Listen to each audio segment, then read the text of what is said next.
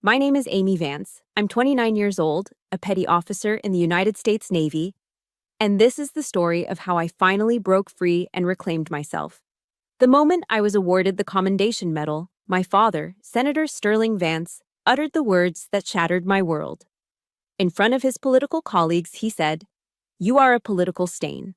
I wish you had never been born."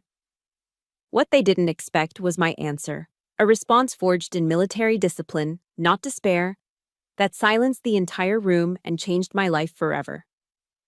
If you have ever been made to feel like a disappointment by the very people whose validation you craved most, then listen closely. This story is for you. Let me know where you're listening from, and hit like if you believe that honor is something we earn, not something we're given. The weight of the pearl brooch my mother pinned to my collar felt heavier than any body armor I would later wear. It was a cold, hard pressure against my 17-year-old throat. "Remember, Amy," she murmured, her reflection in the mirror as flawlessly composed as her voice. "Tonight, you are not my daughter. You are a political asset. Do not disappoint me." Disappointment was the family business, and I was its most consistent product. Outside, the manicured gardens of our estate in McLean, Virginia, were alive with the smooth, easy notes of a live jazz trio. The air smelled of magnolias and expensive perfume. This was a fundraiser for the Vance Foundation for Underprivileged Children, my mother's pet project, a masterpiece of public relations that did little for children and everything for my father's image. I stood beside him, a smiling doll in a dress that cost more than a month's rent for most people. The dull ache of a fresh bruise on my back, hidden beneath the silk, was a throbbing reminder of last night's discussion about my grades. "This is my pride and joy," Senator Sterling Vance boomed, his arm draping over my shoulder as he spoke to a major donor. "She'll be following the family into public service." His grip tightened, the pressure of his fingers a clear, silent warning. "Perform well." I smiled, the expression feeling like a mask hardening on my face. A few days later, the performance ended, and for a brief, beautiful moment, I thought I could finally be myself. An envelope arrived.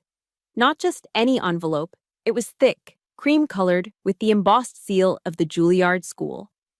Inside was a letter offering me a full music scholarship, my dream. The one I'd nurtured in secret, practicing my violin for hours in the soundproofed basement. The only room in that house where I felt I could breathe. My hands were trembling as I walked into my father's library. It was his sanctuary, a fortress of dark mahogany and the scent of old leather and power. He was reading the Wall Street Journal, a glass of bourbon at his elbow. He didn't look up when I entered. "Father," I said, my voice barely a whisper, "I have something to show you." He lowered the paper, his eyes scanning me with the same detached assessment he gave his political opponents. I held out the letter. He took it, his movements unhurried. He read the first line, and then a smile, a cold, sharp thing far more terrifying than any shout, spread across his face. "Juilliard?" He let out a short, derisive laugh. "To be what? A fiddler in an orchestra? An entertainer for the rich?" He held the letter between his thumb and forefinger. Then, with a slow, deliberate cruelty that was meant to be witnessed, he began to tear it. The sound was quiet, a dry, rasping noise that echoed the tearing of my own heart. He didn't rip it in half. He tore it into small, precise pieces, letting them flutter down onto the Persian rug like dead leaves. "You will apply to Georgetown Law," he said, his voice flat, absolute. "That is not a suggestion. It is an order." He stood, straightened his tie, and walked out of the library, leaving me standing in the ruins of my future. I just stared at the confetti of my soul scattered at my feet. I didn't cry. Tears were a weakness he had long since beaten out of me. That's when my mother, Eleonora, appeared in the doorway. She wasn't there to comfort me. She was there to clean up. She knelt gracefully, her movements fluid and practiced, and began gathering the scraps of paper. "Your father is only thinking of your future, dear," she said, her voice as light and airy as the music from the party. "A lawyer can marry a judge, a senator even. Who does a violinist marry?" I looked at her, at this woman who gave me life only to help my father cage it. Her quiet complicity was the true architecture of my prison. The silence, the excuses, the pretense, they were the bars. A whisper escaped my lips, laced with a bitterness I didn't know I possessed. I'd rather marry no one than live a lie like you. The sound of the slap was sharp and absolute in the silent room. It snapped my head to the side, my cheeks stinging with a heat that was both familiar and, for the first time, final. She didn't say another word. She simply finished collecting the last piece of my dream and left me alone. That night, sleep was impossible. The sting on my cheek had faded, but a new fire was burning inside me. I sat in the dark, the blue glow of my laptop screen illuminating my face. I typed escape into the search bar, then deleted it. I typed purpose. Honor. My search led me to documentaries about the U.S. Navy. I watched hours of footage. I saw young women, their faces set with determination, standing on the decks of massive warships as they cut through the ocean. They weren't anyone's political asset. They didn't belong to a father or a husband. They belonged to something bigger than themselves, a code, a country, a commitment. Their eyes were unflinching, unafraid. In my father's library, among the countless books on law and politics, there was one biography I'd read over and over, Abraham Lincoln. I thought of his story, his rise from a log cabin, his relentless will forged in hardship. A quote from him that I had memorized echoed in my mind. Most folks are as happy as they make up their minds to be. Staring at the images of those sailors, I made up my mind. I saw discipline that built you up instead of tearing you down. I saw a brotherhood, a sisterhood, built on earned trust, not inherited names. This was a world where honor was a verb, an action you took every day. It was no longer just an idea. It had become a plan. A way out. And as I sat there, the first hints of dawn striping the sky outside my gilded cage, a single question burned in my mind. A question that would propel me into a new life. Was there anywhere in this world where my worth wasn't a commodity to be traded? The plan born in the dead of night became my sole focus. The day after my 18th birthday, I withdrew a few $100s from my savings account, walked to the nearest Greyhound station, and bought a one-way ticket to Norfolk. The bus ride felt like a journey across an ocean. With every mile that separated me from McLean, the weight on my shoulders seemed to lighten. The recruiting office was exactly as I'd imagined, old, smelling faintly of stale coffee and pine sol, with motivational posters curling at the edges on the wood-paneled walls. The recruiting sergeant was a weathered, no-nonsense man with a thick neck and kind eyes. He looked at the McLean address on my driver's license and raised a single, skeptical eyebrow. But to his credit, he said nothing about it. He just leaned forward, his hands clasped on his desk. "Why do you want to join the Navy, Vance?" I met his gaze without flinching. "Because I want to serve something I can trust, Sergeant." He seemed to accept that. He slid the thick stack of papers across the desk. I read every line. And then, I picked up the cheap government-issue pen. As the ballpoint pressed into the paper, I felt it. A final invisible chain snapping. It was the most important signature of my life, an act of rebellion and reclamation all in one. It was my declaration of independence. When I got home that evening, the house was quiet. Dinner was already on the table, perfectly seared filet mignon, asparagus with hollandaise sauce, a scene of domestic tranquility. I walked to the dining table, my father at its head, my mother at its foot, and said nothing. I simply placed the folded, government-sealed contract on the polished mahogany surface, right next to his plate. The silence that followed was heavy, suffocating. Sterling put down his fork. He picked up the papers. As his eyes scanned the official United States Navy letterhead, his face, usually a carefully controlled mask of political calm, contorted. It was a slow, terrifying transformation from disbelief to pure, unadulterated rage. My mother was the first to break. She let out a shriek, a sound of genuine horror, as if she'd just witnessed a murder. "Are you insane, Amy?" she wailed, rising from her chair. "You're throwing your future away. You're destroying this family." My father remained silent. He just stood up, his face as cold and hard as granite, and jerked his head toward the library. It was a command I knew all too well. My mother rushed to me, grabbing my arm, her nails digging into my skin. "Go apologize to him. Amy, please, tell him you'll take it back." I gently pried her fingers off my arm. "It's too late for that, Mother." The library doors closed behind us with a heavy final thud. This time, he didn't reach for his belt. This time, he used his hands. He wanted to feel me break. He wanted the satisfaction of my submission. He grabbed my arm and threw me against a bookshelf. Books tumbled to the floor.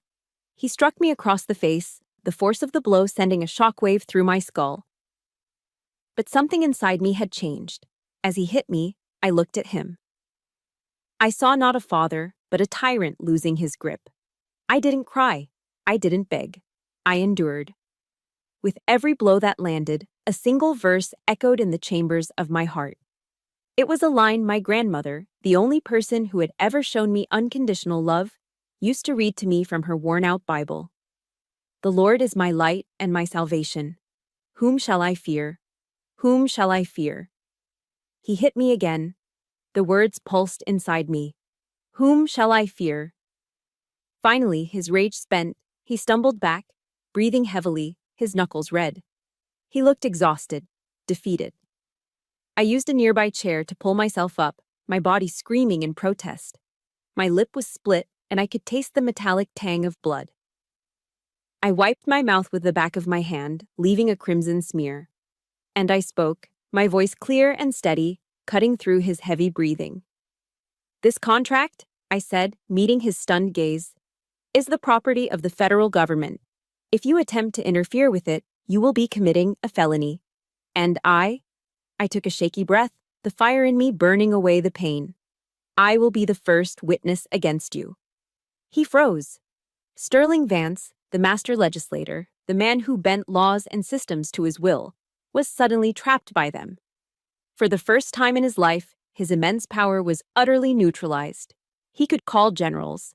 He could call cabinet secretaries. But he could not make this document disappear without creating a political firestorm that would incinerate his career. The irony was devastating. My father, a powerful member of the Senate Armed Services Committee who gave fiery speeches about strengthening our military, was brought to his knees by the enlistment contract of his own daughter. I had used his system to defeat him. I looked into the eyes of the bully, now rendered impotent, a king without a kingdom. There was no more fear. There was only a vast empty space where it used to be. "Goodbye, Father," I said, the words feeling clean and final. "I'm going to serve my country." And then I turned my back on him. I walked out of that library, out of that house, leaving him standing there, a silent statue amid his expensive leather-bound law books. I didn't look back.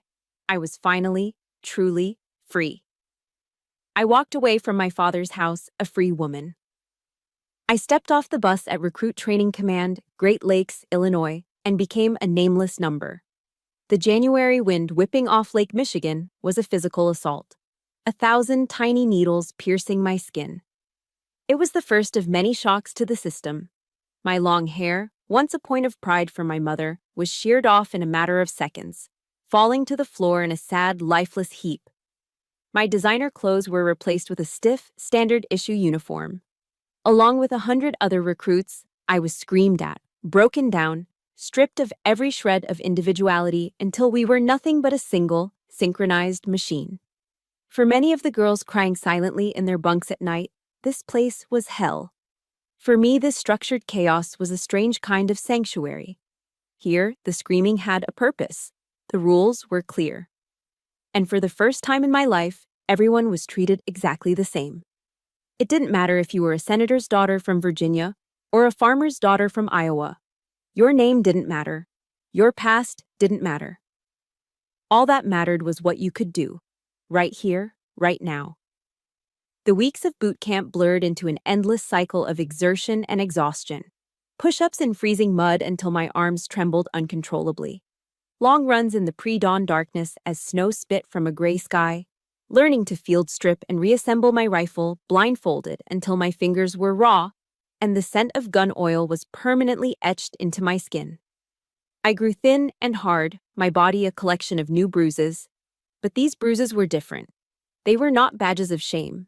They were receipts for effort, proof that I was earning my place. During one particularly brutal obstacle course, the Weaver, they called it, my grip slipped on an icy log. I fell hard, the impact knocking the wind out of me.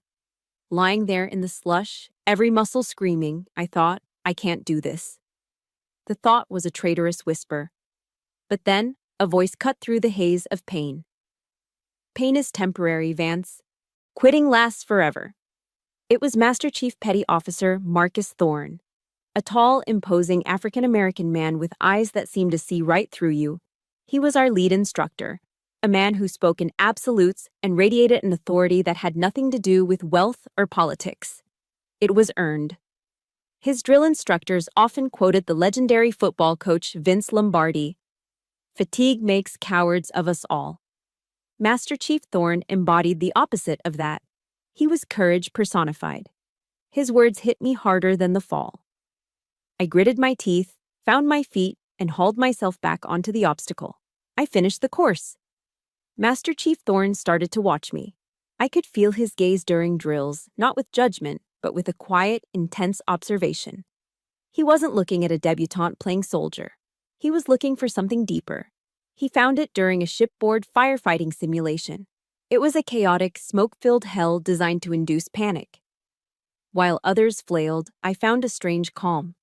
I remembered the procedures, my voice cutting through the noise, guiding my small team through the dark, smoke-choked compartments to safety. That night, he called me aside. I stood at attention, bracing for a critique. He didn't praise me. He just looked at me for a long moment, his expression unreadable. "You've got leadership potential, Vance," he said, his voice a low baritone. "Don't waste it." That was it. 10 words, delivered with no emotion, no ceremony. But to me, they were more valuable than any trophy, more affirming than any hollow compliment I had ever received. For the first time, someone saw not what I was supposed to be, but what I could be. They saw me. It was in that crucible, that shared experience of being broken down and rebuilt, that I found them. My first real friends. Isabella Izzy Flores, a tough, wisecracking girl from the Bronx who could find humor in a 10-mile run. And David Chen, a quiet computer genius from California whose calm demeanor hid a razor-sharp mind. He was the one who helped me memorize the 100-plus pages of Navy regulations. One evening, during our designated personal time, I was sitting alone in a corner of the barracks, cleaning my rifle, trying to scrub away the memories that clung to me like the winter damp. Izzy and David came over and sat on the floor beside me. They didn't ask what was wrong. They didn't pry. Izzy just broke her contraband Hershey bar in half and handed me a piece. David, trying to help, launched into the world's worst dad joke about a sailor walking into a bar. It was terrible. I couldn't help but let out a small laugh. In that simple moment, with the smell of chocolate and the echo of a bad joke hanging in the air, I felt a profound shift. I wasn't alone anymore. I was part of something. A team. A family that was being forged, not by blood, but by fire. You know, there are moments that redefine us. For me, it was that first, simple act of kindness from people who owed me nothing. It was the first time I felt like I truly belonged somewhere. If you've ever had a chosen family, friends who became your rock when your own family let you down, hit that like button. And in the comments, I'd love for you to just write one word that describes what that chosen family means to you. For me, that word would be salvation. What's yours? That small spark of connection I felt in the barracks that night, over a stolen chocolate bar and a bad joke, became the fire that warmed my entire world. After graduating from boot camp, the three of us, Izzy, David, and I, all received orders for A school at the same training command near Virginia Beach. We had made it. We were no longer recruits, but sailors. As our first Thanksgiving away from home approached, a familiar sense of dread began to creep in. I was already picturing myself alone in the barracks, the silence a stark reminder of the hollow festivities I had escaped. But a few days before the holiday, Master Chief Thorne, who had also been transferred to the same command as a senior instructor, found me after class. "Vance," he said in his usual direct manner, "my wife's making too much food. You, Flores, and Chen. Be at my house at 1500 on Thursday. That's an order."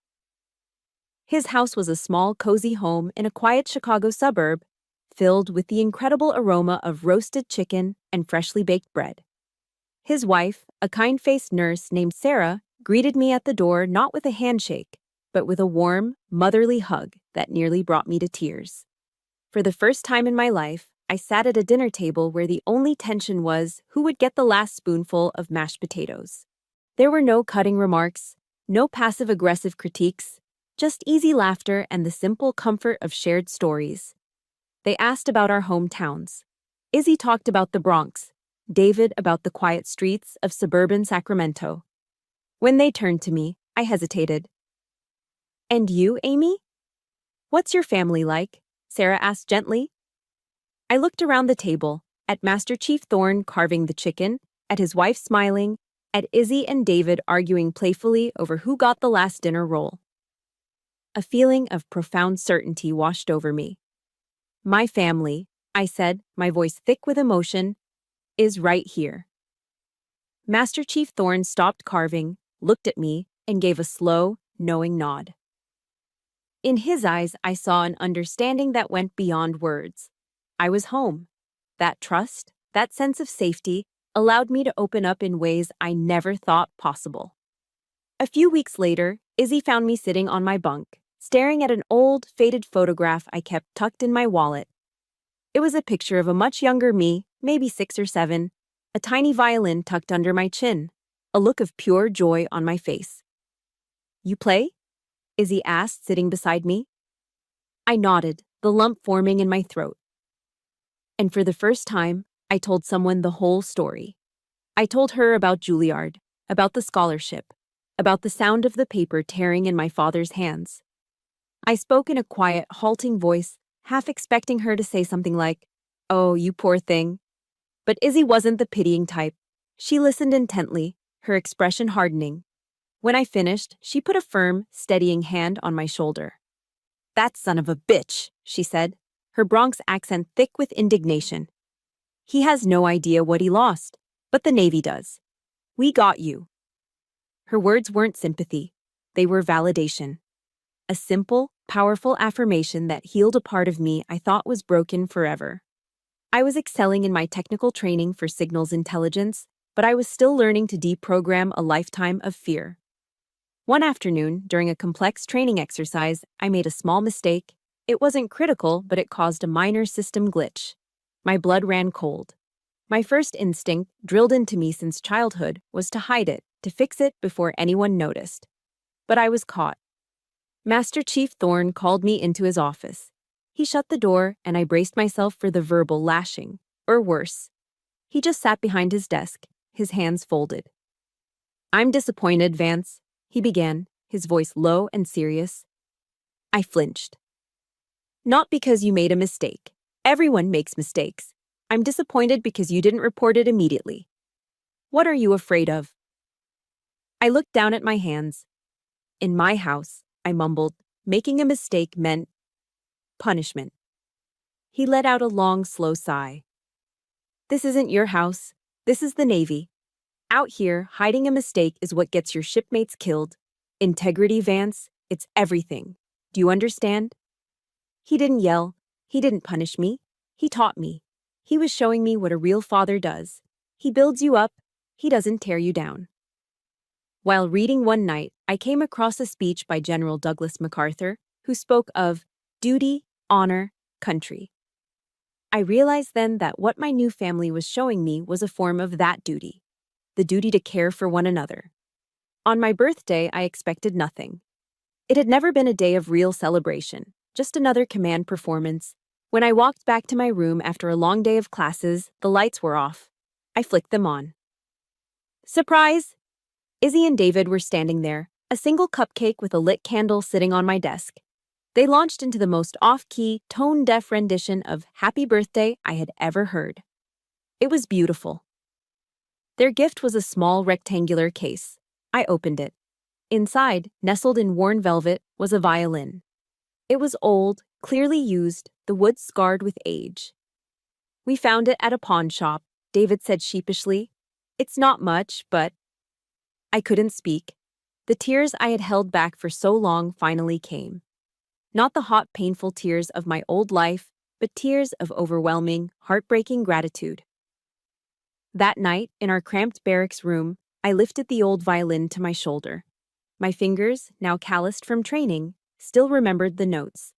I played a soft, simple melody, the music I thought had been silenced forever. And I played it for them, for my family. Years passed. The quiet, uncertain girl who signed an enlistment contract became a woman. I poured myself into my work, finding a sense of purpose and clarity in the complex world of signals intelligence.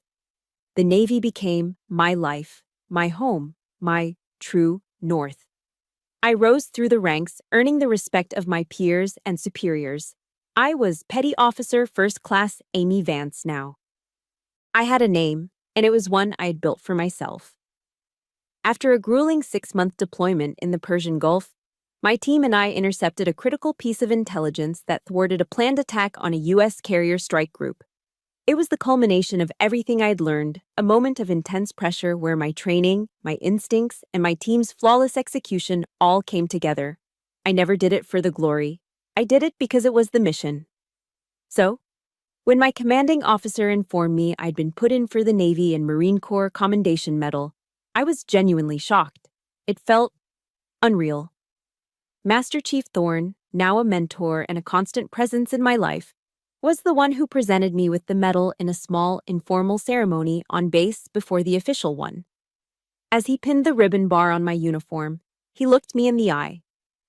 "You earned this, Amy," he said, using my first name, something he rarely did. "Don't you ever doubt that." The news of the commendation eventually filtered through the official military channels, and that's when the past came calling. It was an unknown number from a DC area code. I almost didn't answer, but I did. "Amy, darling, it's Mom." The voice was a ghost, syrupy sweet and chillingly familiar. It was Eleonora. My hand tightened on the phone. A memory flashed, unbidden. Her face, cold and impassive after she had slapped me in the library. "Your father and I heard the news. Oh, we are just so incredibly proud of you," she chirped, the artificial brightness of her tone scraping against my ears like nails on a chalkboard. I was silent, stunned. The word proud felt alien coming from her lips.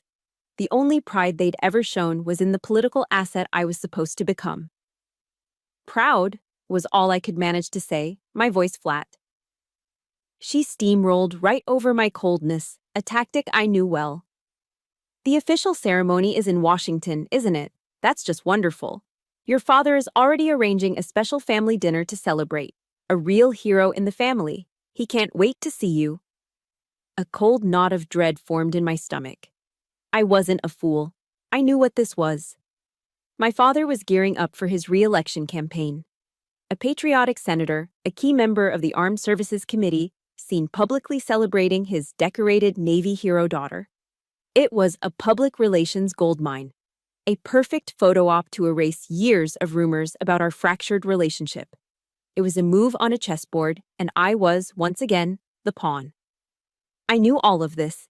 My mind, trained to see patterns and analyze threats, saw the trap as clearly as a flashing red light on a console. And yet, a tiny, treacherous part of me, the ghost of the little girl who just wanted her father's approval, whispered, "But what if it's different this time? What if he really is proud?" It was a stupid, dangerous hope, a weed I thought I had long since ripped out. But there it was, stubbornly pushing its way through the cracks in my carefully constructed defenses. I felt like I was betraying myself just by considering it. In my bunk that night, I found myself reading a book I kept with me, Viktor Frankl's Man's Search for Meaning. A line I had underlined seemed to mock me from the page. When we are no longer able to change a situation, we are challenged to change ourselves. I had changed myself. Was I really going to let them drag me back into a situation I couldn't change? The next day, I told Izzy and David about the call. We were sitting in a small coffee shop off base, the smell of roasted beans a welcome comfort. Izzy, never one to mince words, snorted into her latte. "Don't be a sucker, Amy," she said bluntly. "It's a trap. He doesn't care about the medal. He cares about the votes that medal can get him." David, ever the cautious one, looked at me with concern. "Are you sure you're ready for that, to see them again?" Their words were like a splash of cold water, grounding me in reality. But it was Master Chief Thorne's counsel that truly centered me. I found him in his office, and after explaining the situation, I asked him what he thought I should do. He didn't give me an answer. He never did. Instead, he leaned back in his chair and looked at me, his gaze steady and unwavering. "The decision is yours, Petty Officer Vance. You're a grown woman. But I want you to remember who you are." He leaned forward, his voice dropping to a quiet, powerful intensity. "You are a petty officer first class in the United States Navy. You have served your country with distinction. You have earned the respect of your peers. You built that. You did. Don't ever let anyone, I don't care if it's a stranger on the street or a United States senator, take that honor away from you." His words fortified me. He was right. The name on my uniform, Vance, might have been given to me. But the rank, the medals, the person I had become, that was all mine. I had forged it in fire. And I would not let the shadows of the past extinguish that flame. I made my decision. I would go, not for them, but for me. I would face them, not as their daughter, but as myself. And this time, I would not be the one who broke. I walked into the private dining room at the Capitol Grill in D.C., feeling like a soldier entering a minefield. The air was thick with the scent of expensive steak and political ambition. I wore my service dress blue uniform, the dark fabric a shield, the ribbons on my chest a testament to a life they didn't know. My reflection in the polished wood panels was of a stranger, composed, disciplined, and ready. Sterling and Eleonora were already there, holding court with two other senators and their wives. They looked like the perfect American power couple. My father saw me, and his face lit up with a brilliant, false smile. He strode over and enveloped me in a stiff, theatrical hug. "Perform well," he whispered into my ear, his breath smelling of bourbon. For the next hour, I was the star of his one-man show. He regaled the table with a beautifully crafted fiction of our family life, a story of his unwavering support for my patriotic calling. He spoke of his pride, his voice booming with sincerity. I sat there, a silent, smiling prop in his production, my posture perfect, my expression neutral. I was an ocean of calm on the surface, but a storm was raging underneath. I could feel the tectonic plates of my life shifting, grinding towards a final, inevitable earthquake. Finally, the other guests departed, leaving a trail of polite goodbyes and empty wine glasses. The moment the door clicked shut, the performance ended. The masks dropped. It was Eleonora who fired the first shot, her voice dripping with thinly veiled disapproval. "You look so thin, Amy, and that tan." Senator Brighton's wife kept asking me why I would let my daughter suffer like this. My father waved a dismissive hand, swirling the last of the red wine in his glass. "That medal is all well and good," he said, his tone condescending, as if speaking to a child who had brought home a gold star sticker. "But it's time to end this little game. You've had your experience. I have a policy aide position waiting for you on my staff. You start Monday." They weren't asking. They were informing me of my future, a future where I would be tucked neatly back into my box, the decorated pawn on his political chessboard. The years of my service, my sacrifice, my entire life. It was just a game. An experience. I took a slow, deliberate breath, the one my instructors had taught me to take before entering a hostile situation. "It wasn't a game, Senator," I said, my voice quiet but firm. "I am a sailor in the United States Navy, and I am proud of my service." The use of his title, not his name, was the spark. His control, so absolute for so long, finally shattered against the wall of my calm defiance.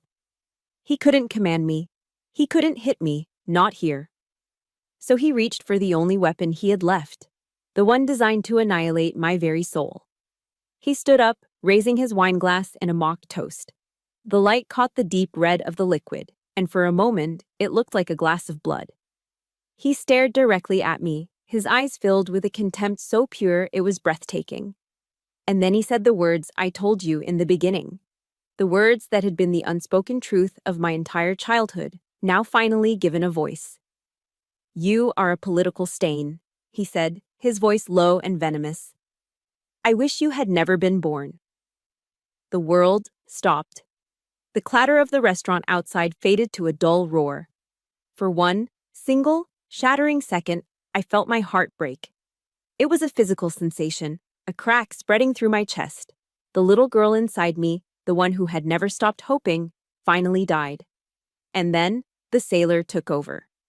The discipline, forged in fire and ice, rose up and took command. My spine straightened. My shoulders went back. I rose from my chair, not as a wounded child, but as an equal. I thought of Rosa Parks, of the immense power in the quiet refusal to be moved. I would not be moved from my honor. I looked my father in the eye. Senator, I said, and my voice was a revelation. It did not tremble. It was clear, resonant, and utterly devoid of fear. If my existence is a stain, then as of this moment, you are clean. I turned my head and met the horrified, gaping stare of my mother. And so are you, I added, my voice cutting the final chord. I reached up and squared the shoulders of my uniform jacket, a small, deliberate gesture of self-respect. Then I executed a perfect about-face and walked. I did not run. I did not stumble. I walked out of that room, my footsteps echoing in the stunned, suffocating silence I left behind. They had built my prison, and with their own words, they had just handed me the key. I walked out of that restaurant and never looked back. That was the moment I chose my own honor over their approval, forever. It was terrifying, and it was the most liberating moment of my life. If you've ever had to make a hard choice to protect your own peace and dignity, even if it meant walking away from someone you were supposed to love, please hit that like button to show some support for everyone who's been there. And in the comments, just type the words, I stand, if you believe that true strength is standing up for yourself, no matter the cost. I drove out of Washington, D.C. that night on pure adrenaline. My hands were gripping the steering wheel so tightly my knuckles were white, but my mind was eerily calm, like the eye of a hurricane. The city lights blurred into streaks in my rearview mirror as I headed south on I-95. I didn't drive to the empty hotel room I had booked. I drove toward the only place that felt like home. I drove to Naval Station Norfolk. It was well past midnight when I pulled into the deserted parking lot near the barracks. Under the orange glow of a single sodium lamp, I saw two figures waiting for me, leaning against Izzy's beat-up Honda Civic. It was her and David. It was as if they knew, somehow, that I wouldn't be okay, that I would need them. I killed the engine and just sat there for a moment, the silence of the car a stark contrast to the storm that had just ripped through my life. Izzy didn't wait. She walked over, opened my car door, and simply pulled me out and into a fierce, protective hug. David was right behind her, pressing a cold bottle of water into my hand. They didn't ask, "What happened?" They didn't need to. They just said, "We're here, we got you." And in the steady, silent embrace of my friends, I finally allowed myself to cry. But these weren't the tears of a victim. They were the tears of a survivor. A release of a lifetime of pain that I had finally, decisively, walked away from. The next morning, the counterattack began. My phone started buzzing relentlessly just after dawn. It was a coordinated assault. First, a text from Eleonora, dripping with false concern. "I'm so sorry, sweetheart. Your father was just under a lot of stress. Please call me." Then, a voicemail from Sterling himself, his voice cold and menacing. "You will regret embarrassing me like that. You have no idea what you've done." The whiplash between manipulative sweetness and outright threat was a familiar tactic. But this time, I wasn't playing their game. With David, my tech-savvy guardian angel, sitting beside me, I began systematically building my fortress. Operation Firewall, we called it. Step 1. Block their numbers. Delete their contacts. Step 2. Deactivate all social media accounts. Erase my digital footprint. Step 3. Create a new, secure email address. It was methodical, clinical. I remembered reading Gavin de Becker's book, The Gift of Fear, where he explains how predators use contact to maintain control. I was severing all contact. But I knew that with a man like my father, a digital firewall wasn't enough. He was a United States Senator. He had influence. He had resources. He could find me. So I did the one thing the old Amy would never have dared to do. I decided to use the system to fight the system. I requested a formal meeting with my Command Master Chief and my division officer. I walked into that office not as a hurt daughter, but as Petty Officer First Class Vance. I stood at attention, and I gave my report. I detailed the events of the dinner. I provided the history of physical and psychological abuse, not with emotion, but with the cold, hard facts of a formal statement. I concluded by stating the current threat. My father is a powerful and vindictive man, I said, my voice steady. He sits on the Senate Armed Services Committee. I have a legitimate concern that he will abuse his position and his security clearance to access my military records, interfere with my career, or attempt to contact me against my will. I am reporting this as a potential threat to my personal security and my operational readiness. I wasn't asking for pity. I was reporting a security risk. My officers listened in complete silence, their expressions grim. Master Chief Thorne, who was also present, had heard a version of my past. But the full, unvarnished truth laid bare in that office seemed to solidify something in his eyes. When I was finished, he was the one who spoke. There's a mechanism for this, he said. It's called an MPO, a Military Protective Order. It's a tool typically used in domestic disputes between service members. But Master Chief Thorne explained that it could also be issued to protect a service member from harassment and threats from a civilian, regardless of who that civilian was. Based on my sworn statement detailing a history of abuse and the current threats of harassment, my command took immediate action. Within 48 hours, a formal MPO was issued. The document was a shield made of paper and law. It legally prohibited Senator Sterling Vance and Eleanora Vance from contacting me in any way, phone, email, or third party. It forbade them from coming within 500 yards of me, my residence on base, or my place of work. Any attempt by the Senator's office to officially request information about my service record or location would be flagged and denied, citing the order. When my divisional officer handed me my official copy, I held it in my hands and read the words. For the first time, I felt something I had never truly known. Safety. Real, institutional safety. My entire life, my father's power had been an absolute, terrifying force. But now I had found a system with its own power, the United States Navy, and it had just drawn a line in the sand and placed itself firmly on my side. The fortress was complete. The storm could rage outside, but it could no longer touch me. The Military Protective Order was a fortress wall. But once the external threat was gone, I realized the ghosts were all inside. The adrenaline faded, leaving behind a hollow sort of quiet. I had won the war, but now I had to figure out how to live in the peace. So I did what sailors do. I went to sea. I volunteered for a 6-month deployment aboard the USS Roosevelt, an Arleigh Burke-class destroyer. For me, that gray ship was more than a mission. It was a monastery. Out on the vast, indifferent expanse of the Atlantic Ocean, the power and influence of Senator Sterling Vance meant nothing. The horizon was the only authority here. Life on a deployed destroyer is a relentless, unchanging rhythm. 12-hour watches, shared meals in the galley, endless drills. That rigid structure, which might feel suffocating to some, became my therapy. It gave me a framework to exist within, a predictable pattern that crowded out the chaotic memories.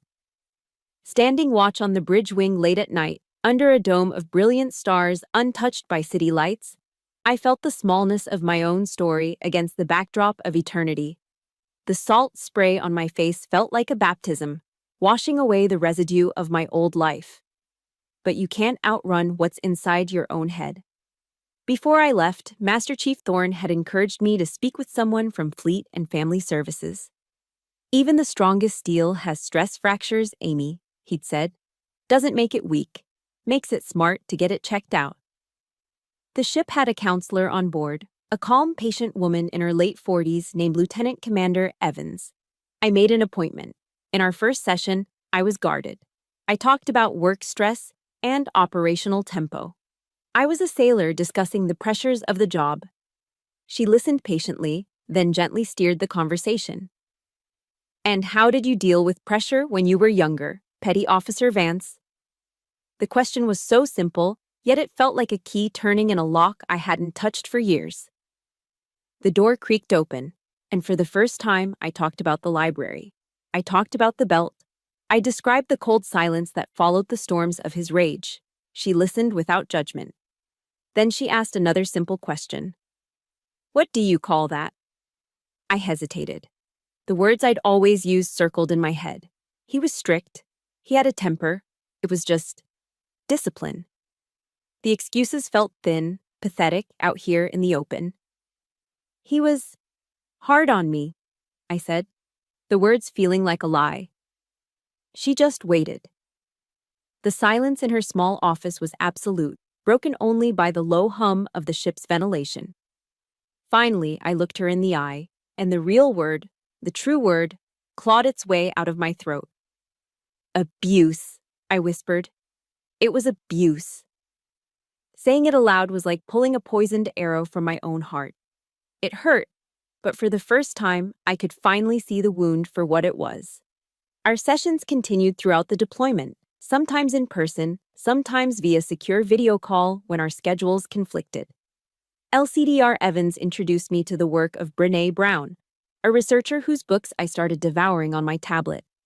Brown wrote that vulnerability wasn't weakness, but our most accurate measure of courage.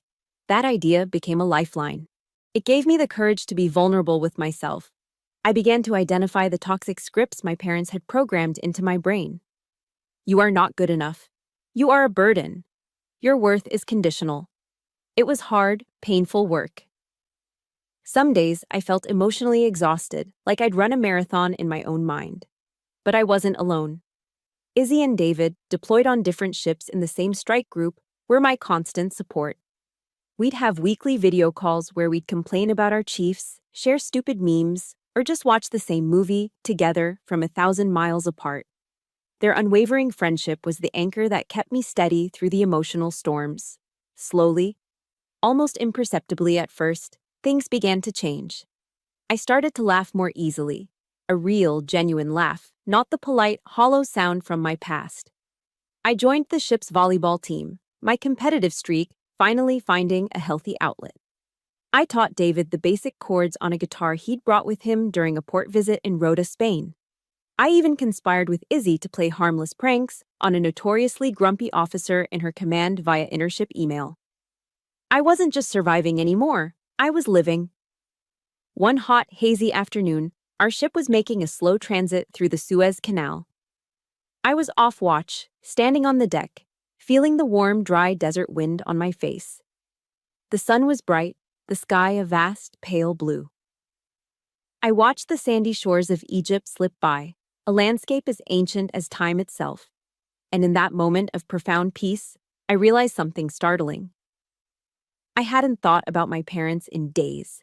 Not in anger, not in sadness, not at all. Their ghosts were no longer haunting my every waking moment. The space they had occupied in my head for so long was finally, blessedly, empty. And it was being filled with new things. The camaraderie of my shipmates, the satisfaction of my work, the simple, profound joy of feeling the sun on my skin. I was healing. 2 years passed in productive, meaningful silence. I was stationed at the Pentagon, a petty officer first class working in a joint service intelligence unit. My life was ordered, my purpose clear. The fortress I had built was holding strong. And then, the outside world intruded once more. It began subtly. A lawyer from a prestigious DC firm approached me after work, claiming to represent a third party. The approach was professional, indirect, designed to circumvent the military protective order. He carried a message from Senator Sterling Vance's chief of staff. My father had just officially announced his candidacy for President of the United States. The lawyer presented the offer. It was a masterpiece of political maneuvering, framed as a request for familial reconciliation in the national interest. They wanted me, the decorated military hero, to appear at a few key campaign events, a photo op, a symbol of unity. It was his final, most desperate attempt to sanitize his image and neutralize me as a political liability.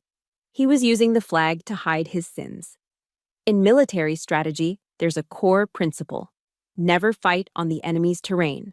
Always choose the battlefield. The old Amy would have refused, run, or hidden. The new Amy saw an opportunity. This would be the final engagement, and it would be on my terms. I agreed to the meeting, but only under a strict, non-negotiable set of conditions. 1. The meeting would take place at the grounds, the coffee shop inside the National Museum of the Marine Corps in Triangle, Virginia. It was a place of honor, of sacrifice. It was my turf. 2. I would be in uniform. 3. It would be just the two of us. No lawyers, no aides, no Eleonora. Desperate for the image he needed, he agreed to all of it. I arrived early and chose a table with a clear view of the entrance, the soaring glass atrium of the museum visible behind me.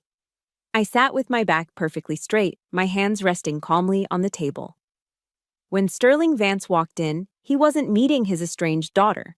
He was walking into a debriefing with a superior officer. He looked older, the campaign trail already etching new lines of strain around his eyes. He tried for a warm smile, but it didn't reach them. He began with the speech his handlers had clearly written for him. It was a beautiful monologue about regret, the pressures of public life, and the importance of family as the bedrock of America. He spoke of his love for this country, and by extension, his love for me, its loyal servant. I let him finish. I took a slow sip of my black coffee and placed the cup back on the saucer with a quiet click that seemed to echo in the space between us. I didn't come here to listen to a campaign speech about America, I said, my voice low and even, devoid of any emotion. And I don't need your apology. It's worthless to me. He looked taken aback, his prepared script now useless. I leaned forward slightly, my eyes locked on his. But I will consider appearing with you. I will consider giving you the image you so desperately need. On one condition. I let the silence hang in the air, forcing him to ask. What is it? He said, his voice tight. You have to acknowledge what you did, I said. Not to the public, not to God. To me.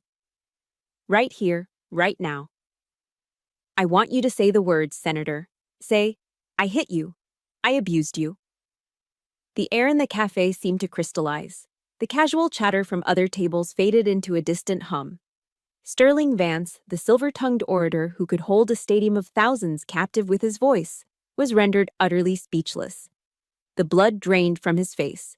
To say those words, even in this quiet cafe, would be to admit the truth of who he was. It would shatter the pristine marble edifice of the man he had constructed for the world, for himself. His identity was built on a lie, and I was asking him to take a sledgehammer to its foundation.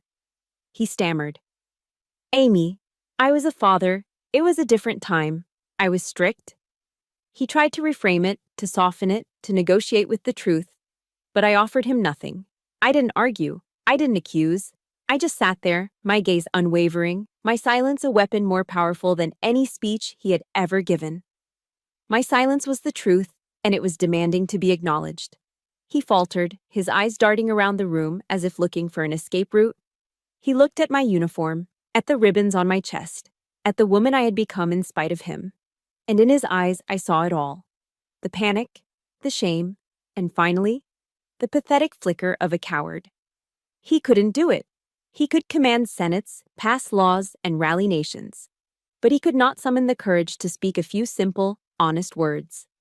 In that deafening silence, I had my answer. The war was over. I had won. Not by making him confess, but by forcing him to live with the fact that he was too weak to. His silence was his confession. I stood up, my chair making no sound on the polished floor. I didn't need to say anything else.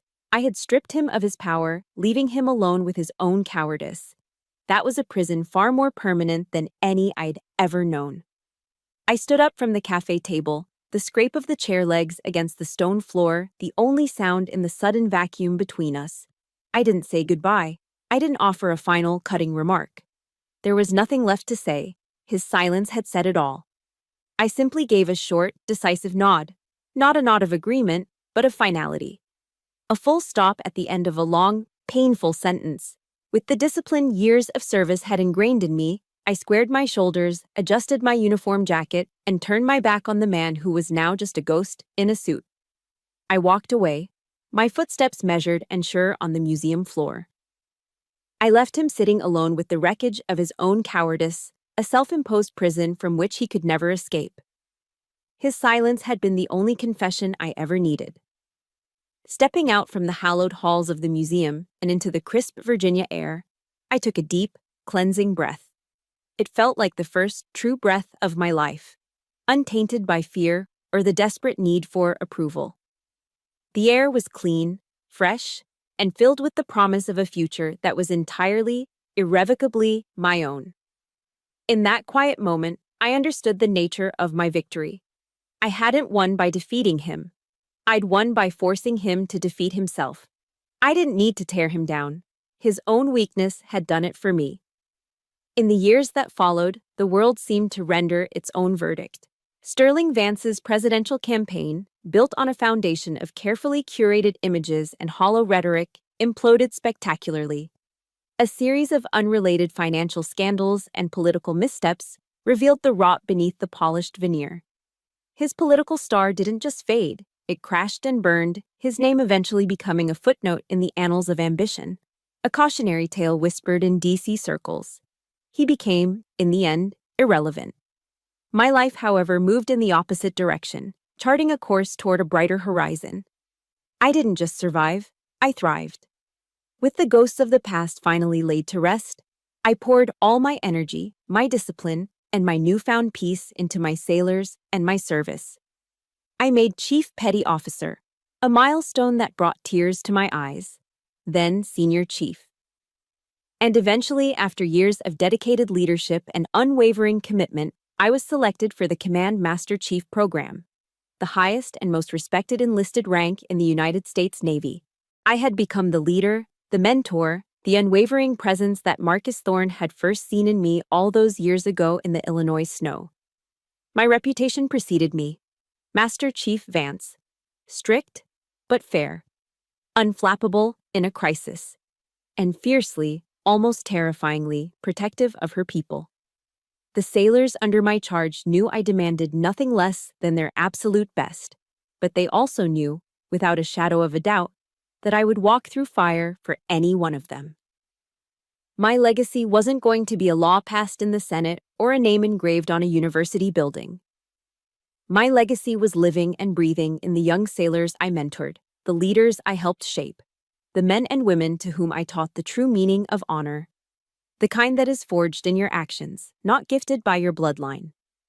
The most profound moments, the ones that affirmed my new life, were always the quiet ones. One afternoon, a young seaman, barely 19 and fresh out of boot camp, knocked hesitantly on my open office door. Her eyes were red-rimmed, her shoulders slumped with the combined weight of profound homesickness and the immense pressure of her new, demanding life. She stood at a brittle parade rest before my desk and told me in a choked, wavering voice that her family didn't support her decision to join the Navy. They called her every night, begging her to quit, telling her she had thrown her life away for nothing. I didn't offer her empty platitudes or tell her to suck it up. I stood, walked around my desk, and pulled up a chair to sit beside her, not as her master chief, but as a fellow sailor, eye to eye. I just listened, letting her pour out all her fear and doubt. And when she was done, I told her a very short, unvarnished version of my own story.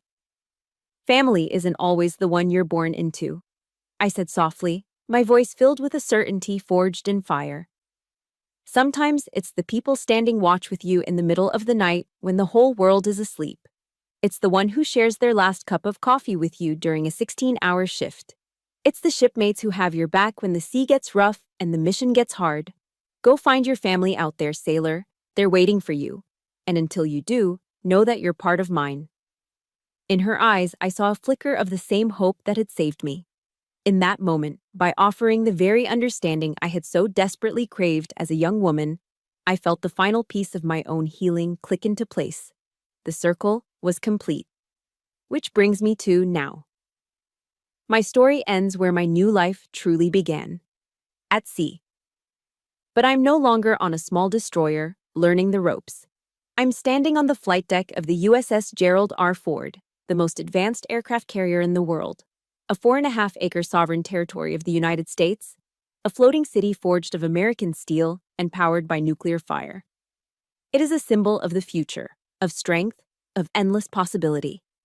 The sun is just beginning to rise over the horizon, painting the clouds in impossible shades of orange, pink, and purple.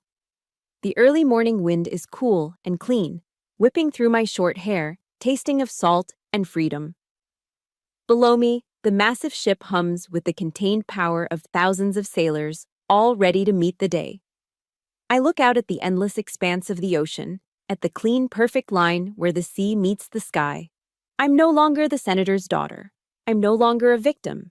I'm no longer a political stain. I'm Master Chief Vance of the United States Navy. My home is the sea. My family is the crew of this mighty warship. My name is my own. There's a poem by William Ernest Henley called Invictus that I read often. Its final lines have become my creed, the very compass of my soul. It goes, I am the master of my fate. I am the captain of my soul. And as the first brilliant rays of sunlight break across the water, igniting the waves in a flash of gold, I feel a profound and unshakable peace. And that's my story. Thank you for listening. My journey from that gilded cage to the deck of this carrier taught me one vital lesson. Our true value is never determined by the people who refuse to see it. It's forged in the choices we make when we're tested and in the family we choose to build. If this story resonated with you, if you've ever had to fight to become the captain of your own soul, please know that you are not alone.